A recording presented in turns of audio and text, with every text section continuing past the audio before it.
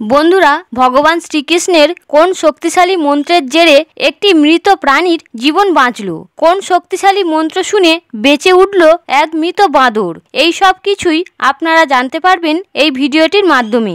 এবং আপনারাও যদি এই মন্ত্রটি মাঝে মাঝে উচ্চারণ করেন তাহলে দেখবেন আপনাদের জীবনেও সব বিপদ কেটে যাবে।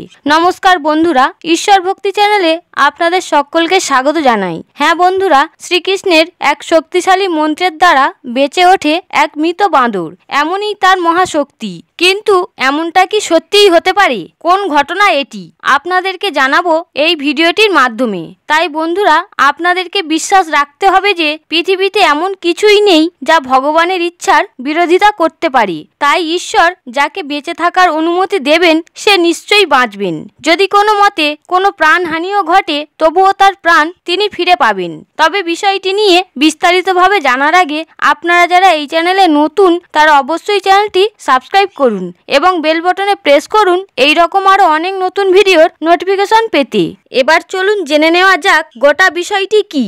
শুভ একটি ছোট্ট গ্রামে বসবাস করত। তার বাড়ির চারপাশে সবুজে ঘেরা প্রকৃতি, মাঝখানে দাঁড়িয়ে থাকা এক প্রাচীন বটগাছ আর পাখিদের কলরব। শুভ তখন মাত্র 7 বছরের শিশু।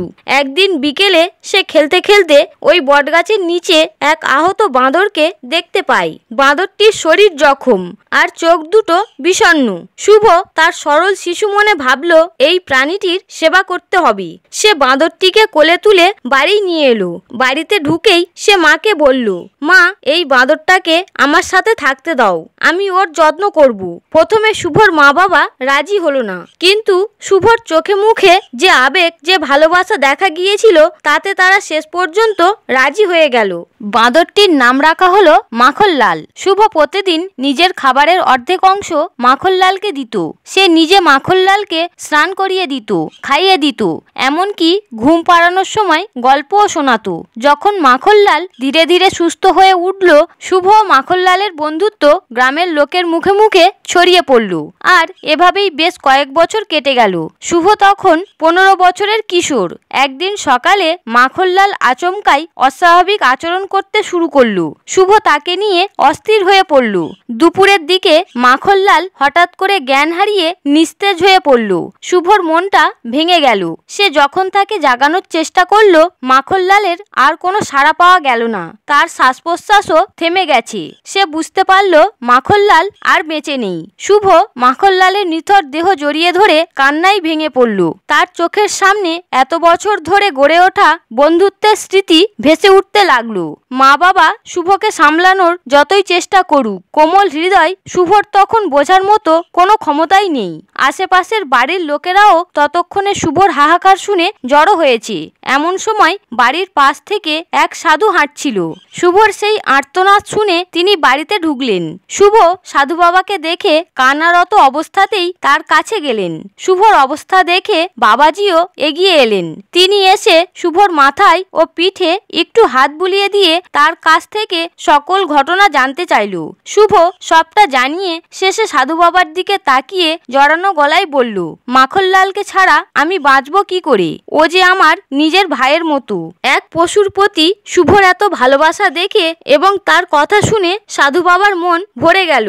তিনি হাসি মুখে বললেন, চিন্তা করিস না বাছা, এই বাঁদরটিকে ফিরিয়ে আনার উপায় আছে। তবে এর জন্য ভগবান শ্রীকৃষ্ণের উপরে পূর্ণ ভরসা রাখতে হবে। সাধু বাবা মাখনলালের কাছে এসে তার মাথায় হাত রাখলেন এবং উচ্চারণ করলেন, কৃষ্ণায় বাসুদেবায় হরয়ে পরমাত্মনে প্রণত ক্লেশ নাশায় গোবিন্দায় নমো নমো। মন্ত্রটি শোনার পর মুহূর্তের মধ্যেই মাখনলাল ধীরে ধীরে জেগে উঠল। তার শরীরে প্রাণ ফিরে এলো। শুভ বিস্ময়ে হতবাক হয়ে গেল। সে মাখনলালকে আবার জীবিত দেখে আনন্দে চিৎকার করে কেঁদে উঠল। সাধু বাবা শুভকে বললেন, শ্রীকৃষ্ণের নাম শুধু মন্ত্র নয়, এটি এক মহাশক্তি। বিশ্বাস ও নিষ্ঠা থাকলে যে কোনো অসম্ভবকে সম্ভব করা যায়। তোমার ভালোবাসা এবং নিষ্ঠাই মাখনলালের জীবন ফিরিয়ে দিয়েছে। গেছে। সেদিন থেকে শুভ শ্রীকৃষ্ণের মন্ত্র জপ করার অভ্যাস গড়ে তুলল। মাখনলালও যেন আরো বেশি প্রাণবন্ত হয়ে উঠল। তাদের বন্ধুত্ব আরো গভীর হলো। শুভ সারা জীবন শ্রীকৃষ্ণের প্রতি কৃতজ্ঞ থাকলো। এই কাহিনী গ্রামবাসীদের মধ্যে ছড়িয়ে পড়ল। মাখনলাল এখন গ্রামের সবার কাছে এক অলৌকিক প্রাণী।